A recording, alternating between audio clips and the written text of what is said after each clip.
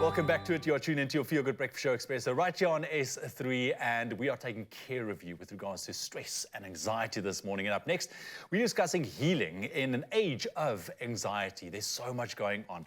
More specifically, how fostering personal internal healing can factor into managing stress and anxiety.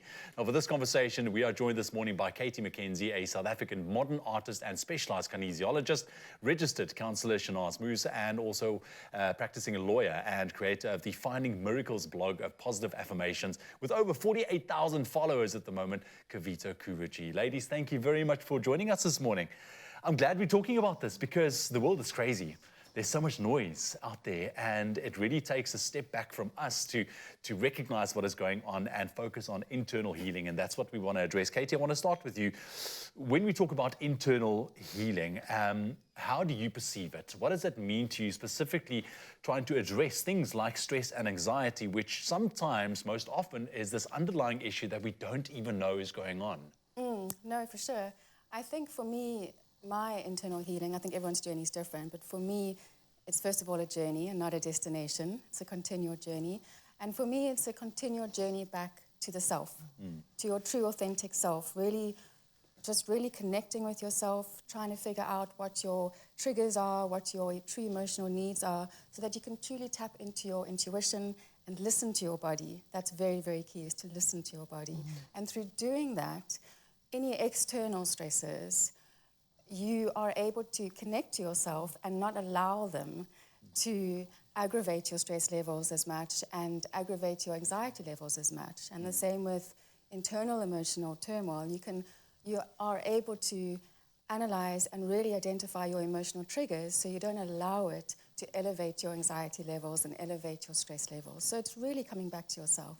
And what I hear from this is also that you need to kind of just try and be in tune with yourself, because I think a lot of people aren't in tune with their own feelings and emotions, and they don't understand exactly what is going on. And you mentioned being authentic. I want to ask you this, Shanaz. I mean, when it comes to authenticity with regards to internal healing, how do you see that play out? What's the connection there? Yeah, well, like Katie said, authenticity is being your true self. So when you talk about healing, you can't heal as per the model of someone else. You have your individual journey in healing. And what you discover about yourself will be on the timeline that you are ready to learn about yourself. And sometimes things are obvious to everyone else, but you haven't, because your self-awareness hasn't reached the level yet. Yes. Even to the therapist like myself, I can see it, but the person needs to get to that point where, oh my word, I struggle with anger. Oh my word, I'm a perfectionist. Oh my word. And that level of healing on each layer. So you have to look at yourself like a journey and an ongoing, awesome, amazing construction project. And this is why we call it a journey, because it's one thing for you as a therapist to say, listen, yeah, there's anger issues or something like, but it takes, you know, the person sitting in front of you to recognize and really take that on board, to be able to scratch it open and say, hey, because it's one thing to say like, okay, well, I've got anger issues, you know, but it's one thing to really understand where that comes from. And this is what I want to chat to you about, Kavita. You've created this incredible online platform, Creating Miracles. I mentioned 48,000 followers. Firstly, how did this come about with regards to, you know, the positive affirmations and how we go about the thoughts that we carry? So this journey started for me in around 2011, when I started my own healing journey and dealing with my own sticky things, if you would say. And I started enjoying reading the motivational books such as Louise Hay and and The Secret. And I started to want to share with people. So what I would do is I was that type of person who would go and look for nice content and send out a WhatsApp broadcast to all my family and friends. And eventually one day I was like, I should create my own content, and that's what started in 2016. And from there it's just grown with my own healing, and it started with just positive affirmations, saying good things to yourself in the morning, getting yourself in the right space, getting yourself in the space of gratitude, and it's grown from there. I want to delve into that a little bit deeper in just a moment. Thank you very much. I wish we had more time. But positive affirmations, how do you see that? Because I think a lot of people understand positive affirmations, but we want to get the actual effect thereof. So how do we set ourselves up for that success? We're going to chat to our ladies in just a little bit. Stick around. But right now, it is a moment that we've been waiting for. The man is here.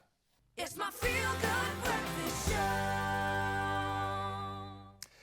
Welcome back. You are tuned into your Feel Good Breakfast Show right here on S3. It's your Tuesday morning, and we are taking a different approach to the conversation of handling stress and anxiety with our guest this morning, Katie McKenzie, a South African modern artist and specialized kinesiologist, registered counsellor Shanaas Moose, as well as practicing lawyer and creator of the Finding Miracles blog of positive affirmations with over 48,000 followers. You can definitely see it's very, very popular. Kavita Kuvici. Ladies, again, welcome back. Before we get into the discussion, we did put it out on social media this morning, asking our viewers, when stress and anxiety gets too much, what do they do? How do they deal with that? And I want to go to a couple of those comments this morning. Here we have it. Kirsten Bray says, a colleague of mine who became a life coach taught me a mindfulness breathing technique, and he gave it a nickname called squeegee breath. I like that. Ever heard of squeegee breath? Oh, okay. Squeegee breath, since he had us envision all of the junk that could be wiped away to make a clean slate, even if it's temporary. I use it as a quick decompression. I've also attended therapy after someone noticed I was exhibiting burnout. It did help because I used some of that time with my therapist during COVID to put us on a decent path. What do you make of that comment? Yeah, I like the fact that the person was able to utilize different resources at different times. And I teach mindful breathing to kids and adults because it's such an important tool that you have with you all the time. And people don't put enough value in it because of the rushing of the way we live, the rushed way. Yes. That when you slow things down a bit, you are able to connect with the breath. And your breath is an indicator as to where you are emotionally, mentally as well. How crazy is it that we live almost in this world as human beings? We breathe air normally to survive, but yet we forget how to breathe. It's just because there's so much going on. And I think that shortness of breath is a direct indication of panic, stress, and anxiety. So, Shanaas, we talk about the role of positive psychology. I mean, you love to focus on that positive psychology. What role does that play for you in terms of keeping it authentic when we take a look at something like internal healing? Yeah, positive psychology came and shook things up a bit because it said, let's focus on people's strengths.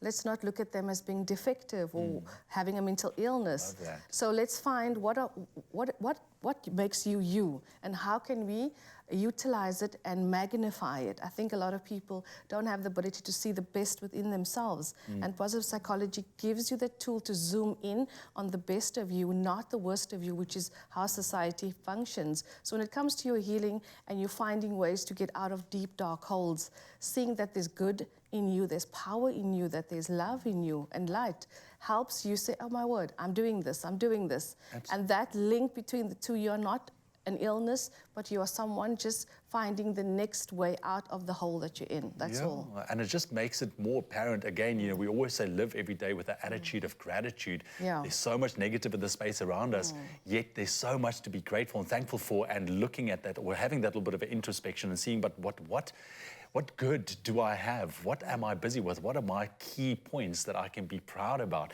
So, Katie, energy healing. Or energy work, that's also something you focus on. What exactly is that? Explain that to us and that connection with regards to looking at stress and anxiety, and maybe a couple of examples of how people have used energy work to really get themselves out of a difficult situation. Well, for me, everything is connected through energy. So our physical, mental, emotional, energetic states, they're all connected. So when the one is out of balance, it affects the other. So in terms of assisting clients, something that's quite an energetic modality that I work with is a chakra balance. And I find that through a chakra balance, it can really identify problems that clients are having with their gut. As we know, we carry a lot of emotions within our gut, and we suppress a lot of emotions in our gut and a lot of trauma in our gut. And it can really help to identify those emotions and unearth them and balance energy around them. Another thing that happens when people are stressed or anxious, they don't sleep properly. And if we don't sleep properly, it affects every aspect of our being. It affects our mood, it affects our emotion, it affects our physical state, our immunity drops. Sleep is medicine. So a lot of people come to me with sleep issues because of stress and anxiety. And what we can do with kinesiology is an energy balance around the circadian rhythm, where we balance the meridians of the circadian rhythm to regulate your sleep-wake cycle, Exactly. which helps your overall health and well-being. I had a client the other day, she came to me, she was very stressed. She had a severe pain in her side, in her right side. And she was convinced that it was appendicitis. And we started the balance, and through the balance, I picked up an imbalance of energy in her bladder organ meridian.